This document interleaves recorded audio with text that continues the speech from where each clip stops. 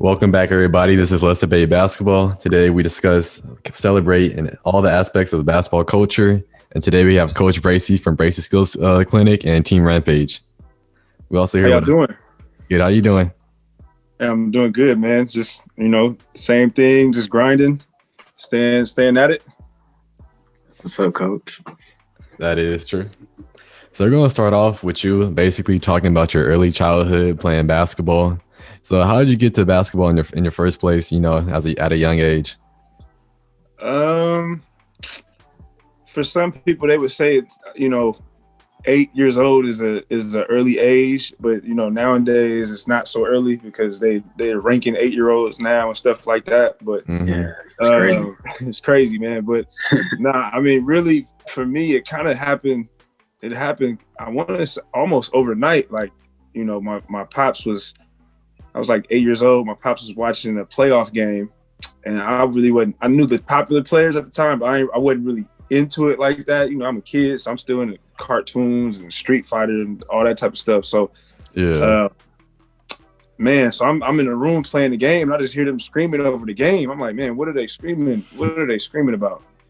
And I go in the living room, and it's 1999 playoffs, so it's like the Jazz versus the Kings. So it's like, John Stockton out there, Karl Malone, Jeff Hornacek, and the Kings had, Jason Williams had just got there. So, it was an interesting game. I think the Jazz ended up winning. So I'm like, dang, basketball is pretty exciting. So then the next day, the Spurs are playing the Lakers. So I'm like, okay, let me watch this game. And, this is like young Tim Duncan. So Duncan was hitting them with the moves, spin moves, post moves. He had David Robinson. And so basically they won that game by like maybe 15 or 20 points. And I've been a Spurs fan ever since. I've been playing basketball ever since. That's basically how I started. I mean, if the Lakers probably would have won, I probably would have been a Laker fan. I was 8 years old. That's crazy. The Spurs won that one game. So I just, all right, I like this team. I'm going to just roll with this team. And so that's basically how I just got involved with just the game itself. So tell me about your high school and college experience playing basketball for people who are going through that right now. Oh, man. High school was a lot different, and I'm not even that old. So I graduated high school 2009. But, during that time, high school ball was a lot more pride playing for your hometown. And, playing with dudes that you grew up with, you might have played youth basketball with or, been knowing all your life for elementary school, and now you're playing high school ball with them. So it was more pride playing it. So I had a great experience. We were pretty good. We made the playoffs both my years on varsity. I did 2 years on JV because our varsity was just loaded when I was a freshman and a sophomore. Kind of like, your situation, Pasadena aside, you like 2 years of JV because your team is stacked, not because you're not good. You can probably go to another school down the street and play varsity easily as a 10th grader. But, we were so good. And I'm like, man, I don't want to go play for a school where I know I can play, but we're losing. And I'd rather just wait my turn. So we had a couple guys that had Division I looks. They just didn't have the grades at the time. And so once they graduated, and that's when, myself and a couple of my teammates came up. So we had a pretty good year. We played against a lot of, future D1s at the time. Damian Lillard was at Oakland High. So we didn't play against him, but the year after he left, we played against a group of sophomores that were pretty good. And some of them ended up going D1 as well. But yeah, high school was great. And then I ended up playing JUCO ball at Solano, which was, man, that was like high school part 2. Like that was fun, man. Because our coach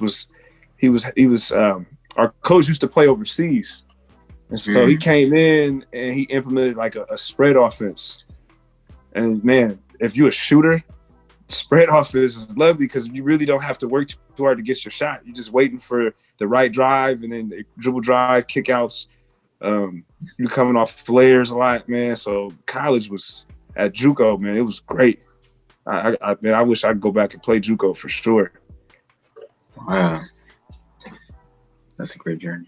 So, Coach, how did you get so involved in the community? I've seen you in a lot of news articles. I see you like all through Vallejo out there. So, how did you get involved that deeply?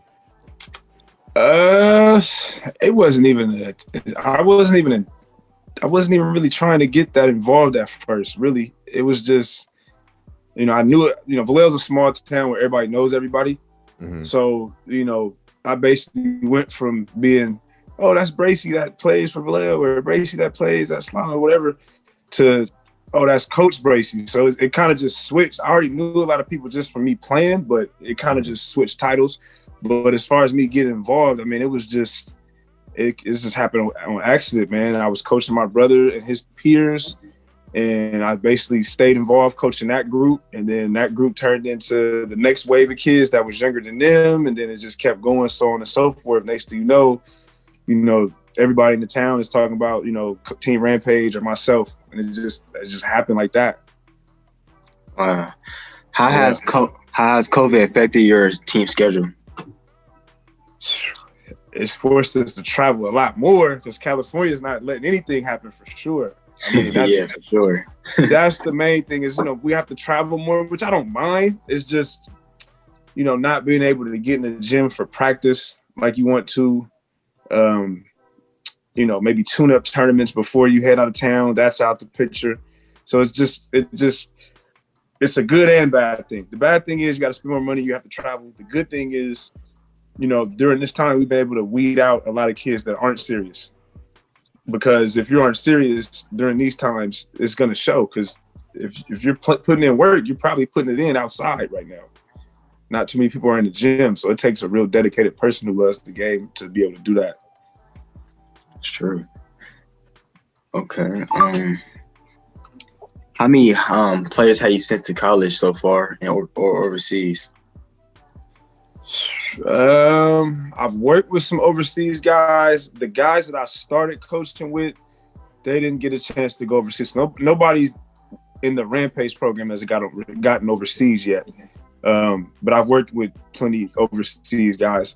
But as far as the total number, I don't know the exact number. I know it's around. It's a lot now, huh? It's something about 40 to 45. Yeah. On average it goes about maybe 4 to 5 a year. That's a pretty good number. That's really impressive. Yeah. 4 to 5 a year. I mean, we haven't had nobody at big time schools yet, but we've sent guys from everywhere between, prep school, post grad. Yeah, but college is college. To JUCO to D1. It definitely is. I mean, the guy that we ended up going D1, he started off at a JUCO first. Mm-hmm. So he went to Butte. Shout out my guy Noah. He went to Butte College in Chico, did 2 years there, and now he's at Sac State right now. Oh, okay. Yeah. That's nice. But we've sent a bunch of guys like NAIA, D3, D2, a bunch. Okay. So talk about a little bit about your new upcoming talent and team for the future.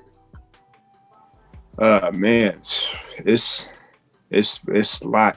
At every age, we got a couple pieces, man. I think every time I like the team you was on last year aside, when I took y'all to Dallas and we won, yeah, me and James was talking. I'm like, man, I don't know how we're going to replace all we had, because that team was probably the most talented team ever in our program. Because if you really pull up the picture, we had every component.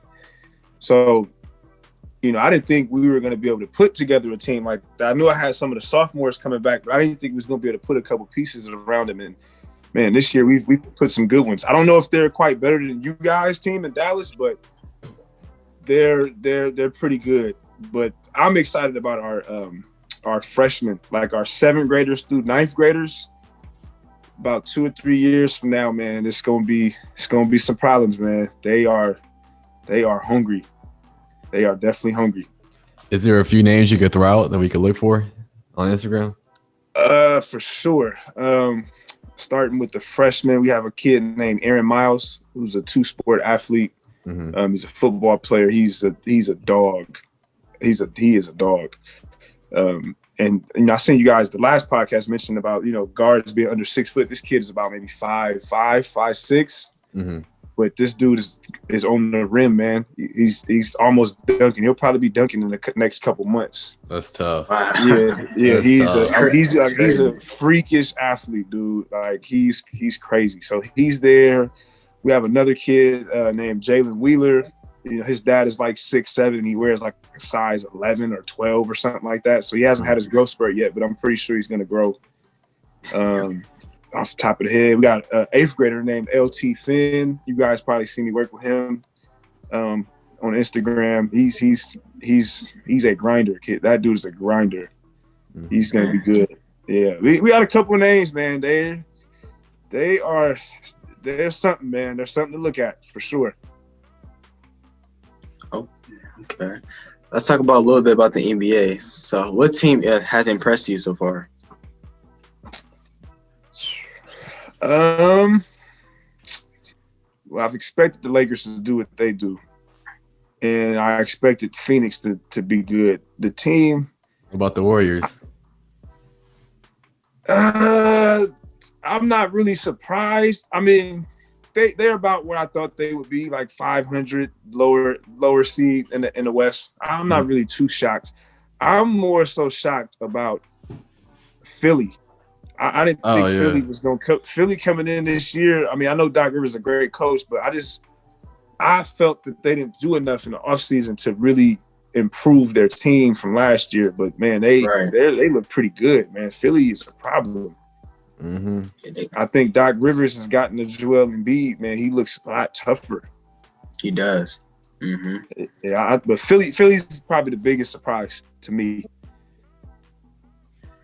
I think San Antonio is a surprise because, a lot of people write them off because, they have young talent and they try to bash. Like, they try to say LaMarcus Aldridge, DeMar DeRozan is washed. But, you can never doubt Craig Popovich. He's one of the greatest coaches. They got Rudy Gay, too. Yeah, Rudy Gay. But I like the young core with Lonnie Walker, Keldon Johnson, DeJounte Murray. I think they're going to be the future.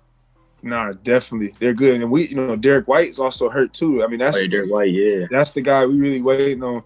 I mean, the Spurs, they played good. They just took a terrible loss yesterday. Oh, my goodness. I was so mad watching that game yesterday. Oh, my goodness, dude. Up 9-4. I just knew that was just one of them games. Okay, we'll probably win this by 15 to 20. No John Wall. Oladipo's not there yet, man. Took an L. But, they're good. I think the Spurs, I give us about 2 more years. I think this year it's going to be about if they can get to the playoffs. Because you got that young core. If they can get to the playoffs, that's going to supersede the development of the young guys because they're going to have playoff experience now. What do you feel like they're missing? The front court has to get better.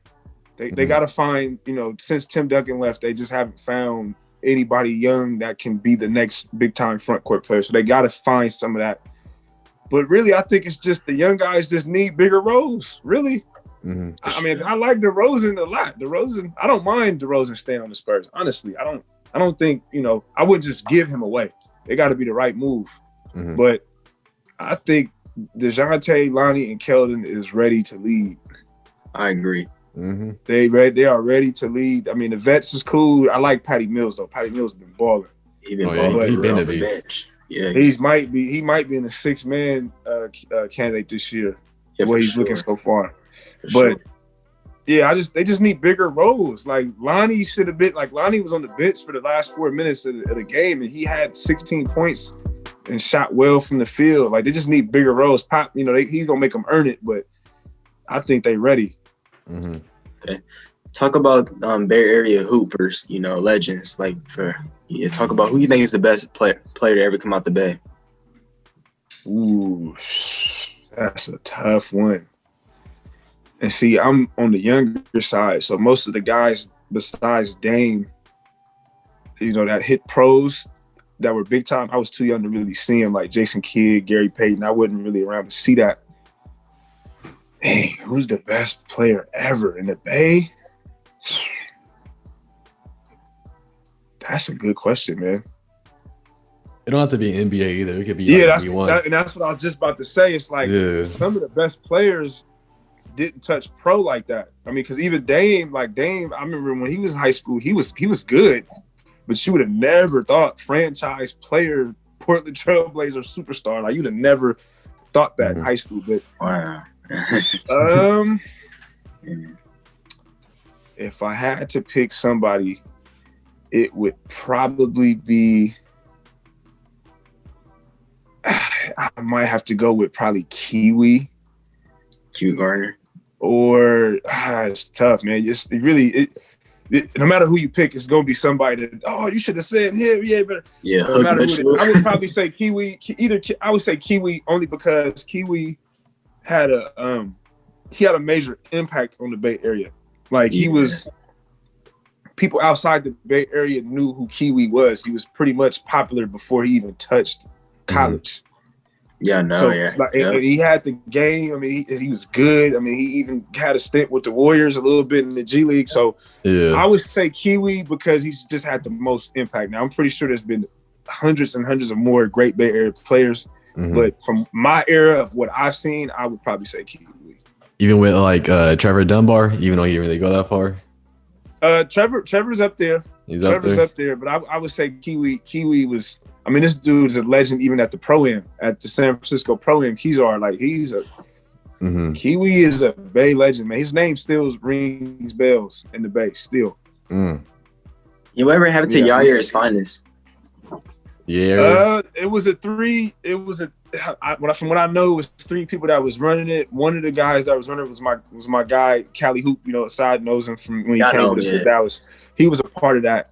I want to say somebody got a job somewhere and left it alone or something like that. I'm not really sure. But that was a great movement. That was when Bay Area basketball was at its height. For That's also Soldiers, Yeah, even my senior year, we missed that. Like they were like starting up. So we started to see it my senior year, but like the year after I graduated high school and then the 2 years after, which was Kiwi senior year, blew up. When you see that van at a game, they're here to see somebody. For sure. Yeah. Okay. So what rookies are you liking so far? Like who you think is gonna win Rookie of the Year? I think LaMelo's definitely gonna win Rookie of the Year. I don't know why they won't give him a bigger role. I mean, that dude he's another one that's ready, but I mean, he's gonna win Rookie of the Year. But who I haven't been impressed with is, man, Tyrese Halliburton on the Kings is good, dude. I don't know if you guys had a chance to really see him. I saw him, yeah. That dude can play. The Sacramento got one. Him and Fox. That's gonna be a nasty backcourt. All they gotta do is keep Bagley healthy, man. The Kings might have something. You still got Buddy Hield. They gonna keep Bagley? You didn't keep Bagley? His dad came out and said he wanted his son traded. Nah, they won't keep him. They won't keep him. I think he'll eventually be gone. But I mean, it's tough, man, because I know, because Sacramento's not too far from Vallejo, so it's like in the middle between San Francisco and Sacramento. That's where Vallejo's at. So I know a lot of people that that are fans of the Kings, and to this day, man, they're like, man, we should have picked Luka. Can you imagine Luka and Fox together? That'd be nasty. That would be nasty. They had a chance to get him. They had a chance to get him. But at the time, Bagley, Bagley, he had the hype and everything because he came out of Duke. Definitely did. Nah, definitely did. But man, it just the thought of that though is like, man, you could have had Luka and Fox together. Like, oh man, Kings would have been back if they would have had Luka. Do you think you ever coach out of high school, out of high school, besides AAU? I did freshman for a couple years. I mean, I do have the experience. I've also been an assistant at the varsity level for even a couple years. But as far as head coach, really, it's tough to say, man. I'm not gonna say never, but it would have to be the right situation. It would have to be. It would have to be something where because with high school ball, it's a lot of politics that go with it. Like you have to really be good with your administration because a lot of times when I see varsity coaches, they do their thing, but then they bump heads with the AD or they bump heads with the principal or stuff like that. Now you can't get in the gym when the season's not in. It's just it can become a headache. But if the situation is right, I would say so. I'm really more intrigued with the prep schools, to be honest with you. Because they the way they attack it and they're practicing 2-3 times a day. I mean, if you're a real hooper, that should be where you're trying to go. Is prep school. Yeah, I kind of regret not going to prep school. Public schools it's hard to get in gym time, especially without season. You got volleyball, so it's hard to get in. Yeah, man. I mean, because I didn't understand prep schools. You know, I didn't understand it at first. It's like as early as probably a couple years ago. Because when I was in high school, prep schools were not nowhere near what they are now. So I didn't really understand it. But man, when you really think about it, it's like, dude, it's a prep school where they're just doing basketball. They got classes or whatever, but they're focusing on their craft. School is a waste of time when you think about how much you're there all day. You're not really doing too much productive from 8 to 3. You might have one class where you got to pay attention, but you might have 2 or 3 classes where everybody's just goofing around and doing what they want to do. So, yeah. Yeah. So, Coach Bracy, I got one more question before we let you go. So basically, how did you get your brand so big in a couple years? It's a lot of things, man. I think traveling across the country's helped because you get to introduce yourself to different people that you didn't know. That's one. 2, social media. I mean, it's powerful. You know, people reshare it. You never know who may see it, and then they reshare it, and it just becomes a domino effect. So social media has definitely been big. And other than that, man, I just think our product has just been good, you know, for Rampage. If it wasn't good, we wouldn't be as big as we are right now. So I think we've just been focused. We tried to focus on things that most people aren't focusing on, like fundamentals, not allowing one player to run our organization, because I'm pretty sure you guys know AAU programs that let one guy drive the whole, you know, engine of the program instead of focusing on everybody, especially the seniors. You know, seniors is, you know, when Sai came in, it was like, hey, I mean, we know he may not have been here throughout the spring, but he's here now. So we're going to make sure we do what we can to help him while he's here. A lot of AAU programs don't do that.